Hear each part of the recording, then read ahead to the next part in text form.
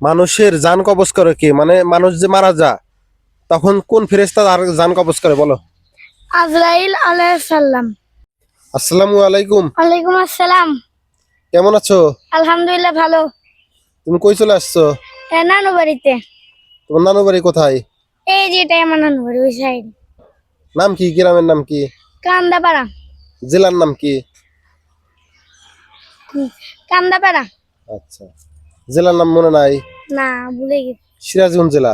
ও, শেরগঞ্জ জেলা। আচ্ছা, তুমি বলো আমাদের নবীর নাম কি? মুহাম্মদ আলাইহিস সালাম। না, হযরত। হযরত মুহাম্মদ আলাইহিস সালাম। না, হযরত মুহাম্মদ সাল্লাল্লাহু আলাইহি ওয়াসাল্লাম। আচ্ছা। আচ্ছা, তুমি কি নামাজ পড়ো? জি। এই পৃথিবী সৃষ্টি করছে কে? মহান আল্লাহ। আচ্ছা, আমাদের রিজিক দাতা কে? মহান আল্লাহ। মানুষের জান কবজ করে কে? মানে মানুষ যে মারা যায় তখন কোন ফেরেশতা তার জান কবজ করে বলো? আজরাইল আলাইহিস সালাম। আচ্ছা, কবরে প্রশ্ন করা হবে কয়টি? তিনটি। কি কি?